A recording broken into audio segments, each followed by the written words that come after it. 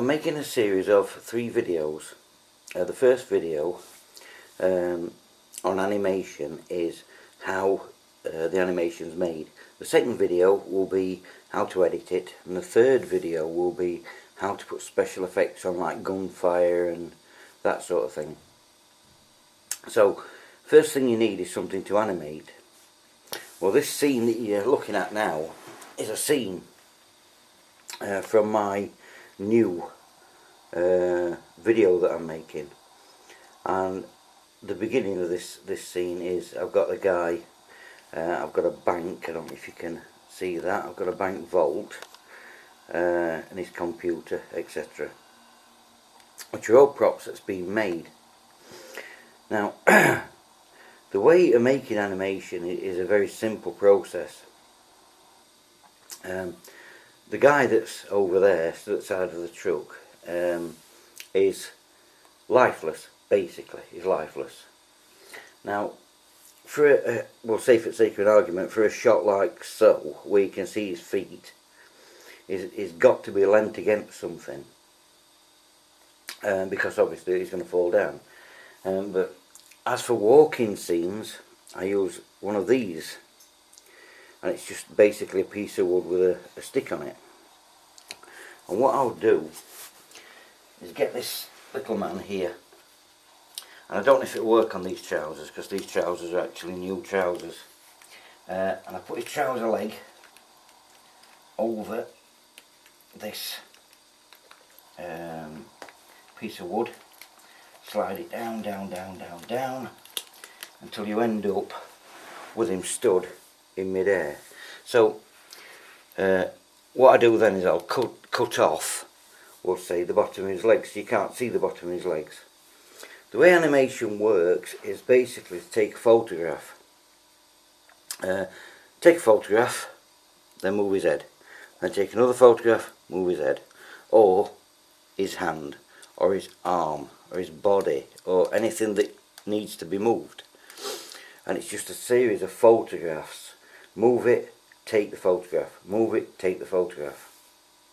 And it's exactly the same for such as this truck.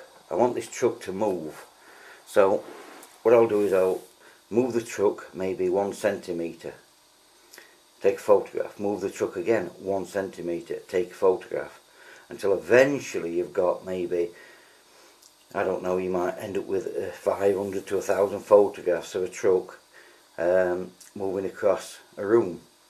When it's all edited together and cut down, the actual truck looks like it's moving. So what else do we need for animation? Well, let's go in this direction. I'll put this chair away, and we need a camera. Well, this is one of the cameras that I use, and basically I have this camera on manual settings, because then I can alter the light. I'll have it on set at f11, which is a basic, more or less basic light source, and then I will to get different lights I'll change the shutter speed. If I can't see the screen, because on this camera there's a screen up back, if I can't see that screen for some reason, I can connect this camera to my phone, and on my phone I can see the screen or what the camera's looking at, and I can take the photograph from my phone without touching the camera. Then became the problem with tripods. Well, the one that this video camera that I'm doing this video with is stood on is a small tripod, which goes from, I think it's about up to about 5 foot, which is fine, but for low down shots it's no good, because this is the height that this tripod will go to. So I looked and looked and looked and couldn't find anything that I could do low down shots with. And then one day I was on, I think it was Google Images, looking for tripods, and I saw one where a proper filming studio one, where the camera is now, the camera will be, and a man will be at the back of it controlling the camera. I thought, oh, if I could make something like that but in a miniature version. Well, what I came up with was this tripod here. I'm sure you can see it. Now, this tripod has, let's try and move it around a tiny little bit, the camera on one end, and on the other end there's a set of weights which balance the camera. If I'd have just done it from this point here, the camera would have fallen over, so you need the weights on the other end. But this camera can move in any direction, so we've got, at the moment it's stood up straight. Now I can move this camera now. I can move it down. It's very stiff because it's just been painted, I do apologise. I can move it down to this sort of position. Move it around a little bit. I can also take it right down to the floor, and I've got that sort of height. But I can also move it,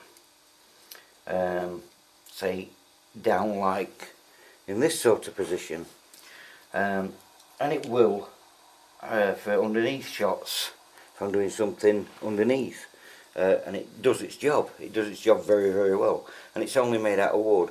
But the centre bolt here I've tightened quite tight, so it is a bit stiff to move, but that's how I like it. So this camera will go in, this tripod will go in any direction that's needed. As I said, normal cameras won't. So this guy here, I'll just put this guy here, on a normal tripod, that camera now is at the height of the tripod that my video camera's on, which is very high. But I want a face shot, so I can just drop this down to here and start me filming at that height if I want to. Or if I want to look, I don't know, a close-up of his face, I can just drop it down to this sort of height and it will still do its job. It's at the right height, basically. And that is more or less how animation's made. It's just a set of photographs moving the little guy or your piece of fruit or whatever it might be, and taking a photograph every time you move it.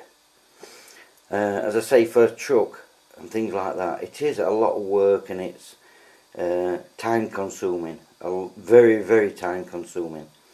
But at the end, it doesn't matter whether it takes you a week to do something or it takes you a month or half a year. At the end, if you put the work into it, you get the result you want.